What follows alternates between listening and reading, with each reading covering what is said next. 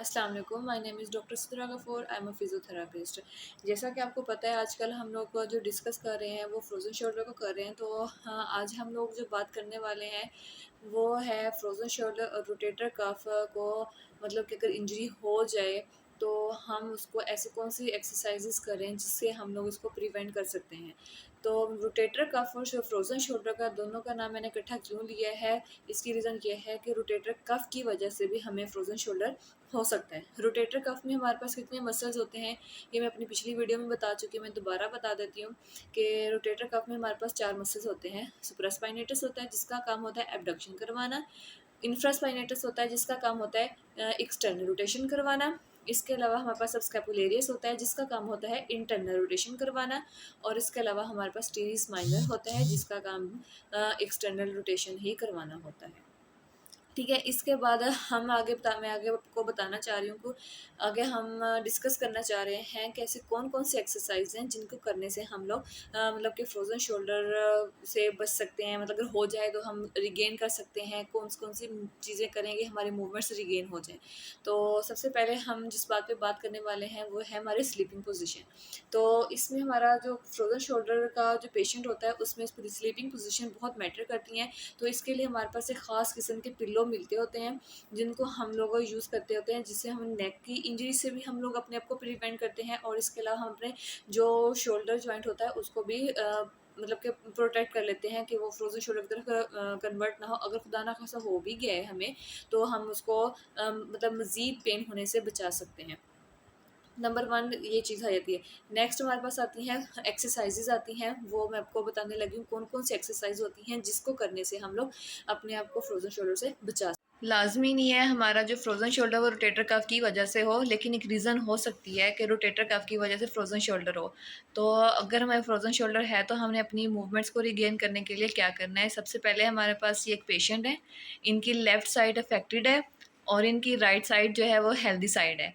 अब इन्होंने क्या करना है कि राइट साइड से अपनी लेफ़्ट साइड को होल्ड करना है, देन उन्हें अपनी मूवमेंट स्टार्ट करनी है।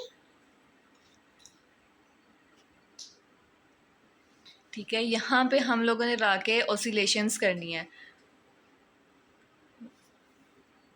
ठीक है, 3 to 4 टाइम्स हमने ऑसिलेशन की है, देन बैक आ जाना है।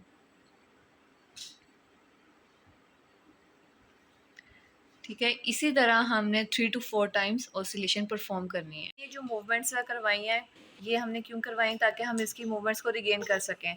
इसलिए हमने इस मूवमेंट्स को बार बार करना है, ताकि हमारा जो कंधा अगर जाम हो भी रहा है तो हमारी मूवमेंट्स मतलब ना रुकें। हम आते हैं अपनी थर्ड एक्सरसाइज की तरफ। थर्ड एक्सरसाइज में हमने करनी है एबडक्शन।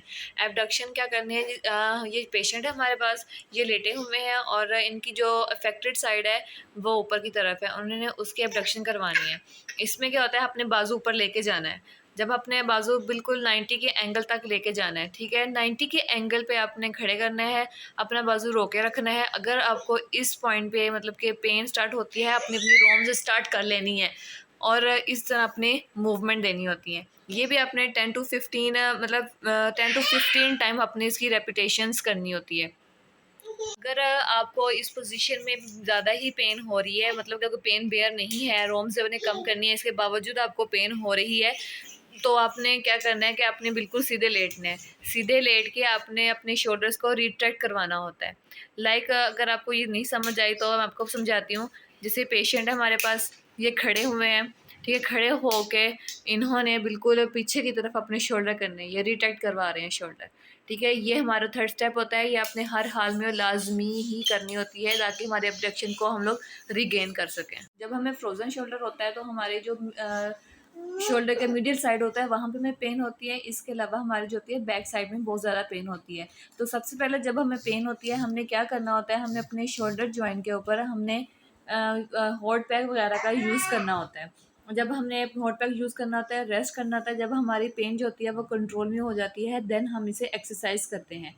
हम लोगों ने क्या करना होता है, अपना अफेक्टेड शोल्डर को उठाना है, अपने अपोजिट शोल्डर पे हमने हाथ रखना है, अपने बाजू को अपनी चिन के बिल्कुल पास लेके आना है और दूसरे हाथ से हमने इसको पकड़ के बिल्कुल स्ट्रेच देना है। और जब हमने स्ट्रेच देना है, हमने यहाँ पे 5 to 6 टाइम के लिए होल्ड करना है, उसके बाद हमने इसको छोड़ देना है। इसी तरह हम लोगों ने दिन में मैक्सिमम 5 टू 10 रेपिटेशंस करनी है। सबसे पहले हमने जब अगर हमें पेन ज़्यादा होती है तो हमने क्या करना है कि सबसे पहले हमने इसको मिनिमम रेपिटेशन से स्टार्ट करना है, 5 से स्टार्ट कर लें, देन हमने इसको ग्रेजुअली 1 बाय 1 करके इंक्रीज़ करना है। बाद हम अपने लास्ट स्टेप की तरफ आते हैं, लास्ट एक्सरसाइज की तरफ आते हैं। इसमें क्या होता है, हम अपनी एक्सटर्नल रोटेशन को गेन करने के लिए हमने स्ट्रेंथनिंग एक्सरसाइज करवानी होती है। ये मोस्टली हम लोग बैंड से करवाते हैं, लेकिन हमारे पास इस टाइम फिलहाल बैंड अवेलेबल नहीं है, तो हम लोग क्या करेंगे कि हमने बिल्कुल एक्सटर्नली रोटेट करवाना है बाजू को, ठीक है। इसी तरह हमने बार बार जब एक्सटर्नली रोटेट करवाना है तो हमारी जो एक्सटर्नल रोटेशन होती है वो गेन हो जाती है। एक ये वे होता है। दूसरा वे होता है कि हमने क्या करना होता है, पेशेंट को कहना होता है लेट जाएं। जब पेशेंट हमारा लेट जाता है तो फिर लेट के भी उन्होंने इसी तरह एक्सटर्नल रोटेशन करवानी होती है, ठीक है। ये 2 वे होते हैं हमारे पास एक्सटर्नल रोटेशन गेन करने के लिए।